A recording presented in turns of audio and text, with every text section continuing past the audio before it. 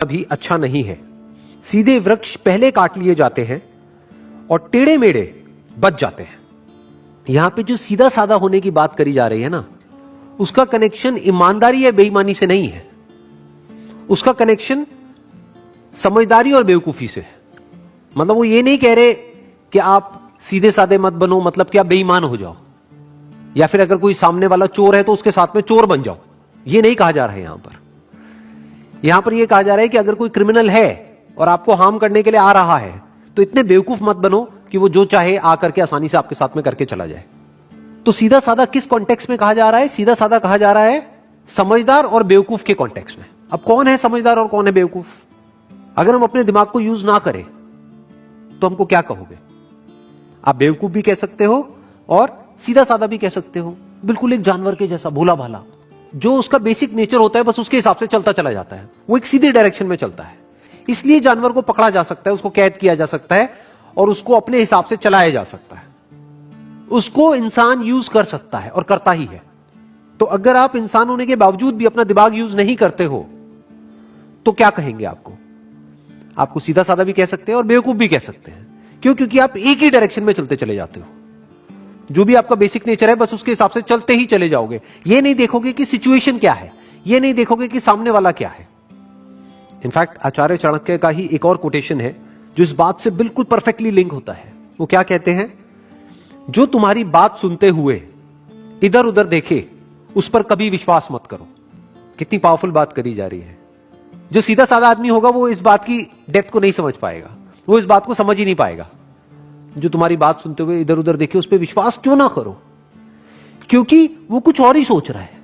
वो आपकी बात में जब इंटरेस्टेड नहीं है तो आप में इंटरेस्टेड कैसे होगा? उसका इंटरेस्ट सिर्फ इसमें है कि जो वो चाहता है वो फटाफट से कैसे हो जाए, चाहे उसमें आपका नुकसान भी हो जाए तब भी उसको फर्क नहीं पड़ता है। जो आपकी बात तक सुनने में इंटरेस्टेड नहीं है वो आप में कैसे इंटरेस्टेड होगा? तो इस तरीके से हमको पहले समझना होता है कि जो सामने वाला पर्सन है उसके दिमाग में क्या चल रहा है, उसके अकॉर्डिंग एक्ट करना होता है। नहीं तो हम बहुत ही बुरी तरीके से लाइफ में फंस सकते हैं और फंसते ही हैं। जैसे कि एक जानवर फंस जाता है एक आदमी के जाल में, ऐसे ही जो सीधे साधे लोग होते हैं, यानी जो अपना दिमाग नहीं लगाते हैं, वो फंस जाते हैं ऐसे लोगों के जाल में जो बिल्कुल शिकारी के जैसे होते हैं, जिनका काम ही यही होता है कि जो लोग सीधे साधे हैं किसी तरीके से उनको फंसा दिया जाए, किसी तरीके से उनको बेवकूफ बना दिया जाए। तो अगर इन शिकारियों से आपको बचना है तो आपको टेढ़ा होना पड़ेगा। टेढ़ा मतलब बेईमान नहीं, टेढ़ा मतलब समझदार होना पड़ेगा। समझदार मतलब क्या? कि आपका माइंड किसी भी सिचुएशन की दोनों साइड्स को देख सके, दोनों पहलुओं को देख सके, तो आपको कहेंगे आप समझदार हो, नहीं तो आप बेवकूफ हो। तो टेढ़े का मतलब क्या? कि वो अडैप्ट कर जाते हैं, वो बदल जाते हैं सिचुएशंस के अकॉर्डिंग। और सीधे का मतलब क्या? कि जो नहीं बदलते हैं, जो खुद को चेंज करने के लिए तैयार नहीं है। और इसको इस तरीके से भी आप कह सकते हो कि सीधे का मतलब क्या? कि जो सीख नहीं रहा है, जो भी कुछ उसके साथ पास्ट में हुआ है वो सीख नहीं रहा है, यानी कि एक ही गलती को बार बार कर रहा है, उसी को तो हम बेवकूफ कहेंगे ना।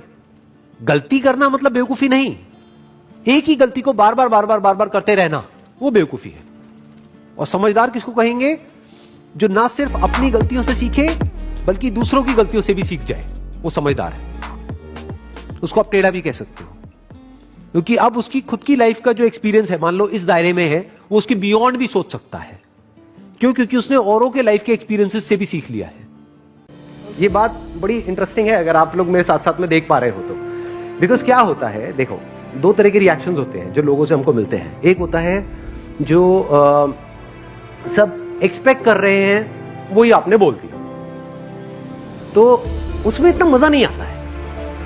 उसमें आपको अंदर से, आप क्या कह सकते हो, एक सेंस ऑफ ना तो सेटिस्फैक्शन होता है, ना एक सेंस ऑफ प्राउड होता है, ना कुछ अंदर ट्रिगर होता है। बट जैसे ही आप सरप्राइज देते हो तो सामने वाले को भी झटका लगता है, उसको जितना जोर का झटका लगता है आपको भी उतना मजा आता है।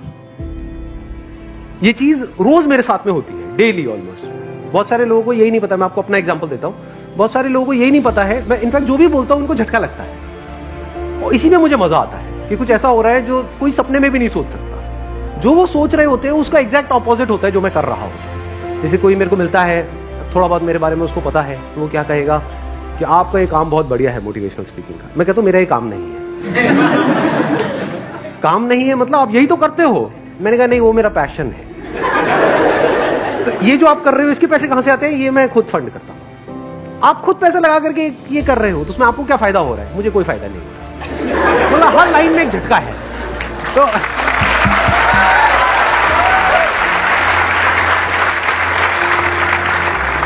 हर लेवल पे एक झटका लगता है, उसी में मजा आता है। लेकिन ये सब उनके लिए झटका है, मेरे लिए नहीं है, क्योंकि मेरे फंडे क्लियर है, मेरा अपना पर्पस क्लियर है कि मैं क्या कर रहा हूं, क्यों कर रहा हूं, वो करके एग्जैक्टली क्या होने वाला है, आने वाले 10 साल बाद क्या होने वाला है, 50 साल बाद क्या होने वाला है, 1000 साल बाद क्या होने वाला है, मैं वहां तक देख रहा हूं। तो मेरे फंडे बिल्कुल क्लियर है, आंसर्स बिल्कुल क्लियर है। कोई भी आएगा, बहुत लोग अप्रोच करते हैं बहुत तरह तरह के, पता नहीं कहां कहां से, कि आप बोलो ना कितने पैसे लोगे। मैंने कहा तू भाई सब कुछ दे दे तब भी नहीं आऊंगा। समझे? तो मजा आता है खेल में, नहीं तो बंदा फिसल जाता है। जैसे फॉर एग्जाम्पल यहां पर आई एम श्योर कि जैसे आप लोगों से मैं पूछूंगा कि हाँ भाई ये करना चाहते हो, आप कहोगे कि नहीं मैं ये काम तो बिल्कुल भी नहीं करना चाहता। अच्छा ठीक है, 20,000 रुपये महीने का मिलेगा। नहीं मैं नहीं करना चाहता। 50,000 रुपये महीने का मिलेगा। एक मिनट सोचना पड़ेगा। लाख रुपए महीने का मिलेगा। सर करो ना, बताओ ना क्या नहीं।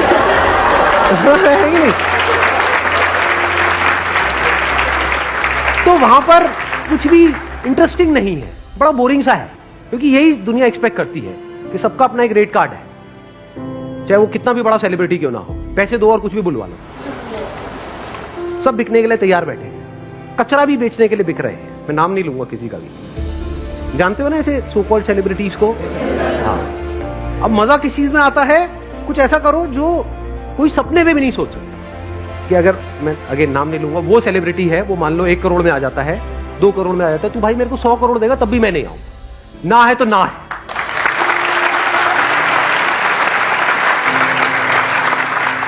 मजा इसमें है कि आप कुछ ऐसा करो जो थोड़ा सा, अगर बहुत ज्यादा नहीं भी, थोड़ा सा दुनिया से कुछ अलग हो, या जो आपसे एक्सपेक्ट किया जा रहा है उससे थोड़ा सा अलग हो। फॉर एग्जाम्पल आपका फैमिली बैकग्राउंड बहुत ही कंजर्वेटिव है, तो वहां पे सब आपसे एक्सपेक्ट कर रहे हैं कि आपकी इस एज के बाद में आपकी शादी हो जाएगी, उसके बाद में बच्चे हो जाएंगे, ये हो जाएगा, वो हो जाएगा। इंडिया में यही चलता है।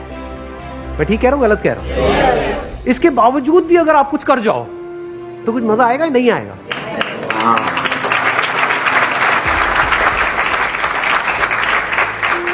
तो थोड़ा सा लाइफ को इंटरेस्टिंग बनाओ। इंटरेस्टिंग कैसे बनी रहती है? जब आपने कुछ थोड़ा सा अलग किया है।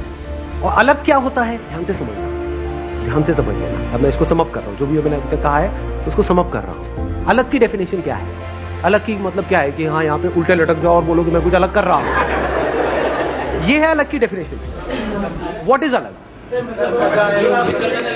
बेसिकली सोशल नॉर्म्स है। ये सोसाइटी कुछ नॉर्म्स बना देती है कि आपका बैकग्राउंड ये है तो आपको यही करना है।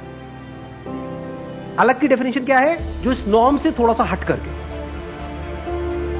जो दुनिया आपके लिए कुछ नॉर्म्स बना रही है या कुछ बाउंड्रीज बना रही है, जैसे ही उस बाउंड्री से आप बाहर निकल जाते हो तो वो अलग की डेफिनेशन। अब मैं आपको एक ऐसा सीक्रेट बता रहा हूं जो अगर आपको समझ आ जाए तो एकदम से ही आपका फर्स्ट इंप्रेशन है वो मान लो 1000 गुना बेटर हो जाएगा एक झटके में। देखो, जो बंदा इंटरव्यू आपका लेने वाला है वो एक अच्छी पोजीशन पे है या वो एक खराब पोजीशन पे है? अच्छी पोजीशन पे, इसमें कोई डाउट नहीं है। अच्छी पोजीशन मतलब फाइनेंशियली मैं बात कर रहा हूं कि फाइनेंशियली उसके पास में अच्छा खासा पैसा होगा, इसमें कोई डाउट नहीं। तो अच्छा पैसा होगा तो वो ब्रांडेड कपड़े पहनता होगा या नॉन ब्रांडेड पहनता होगा?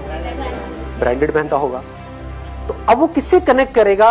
जो उसके जैसे होंगे दिखने में या उससे बिल्कुल ही अलग होंगे दिखने में?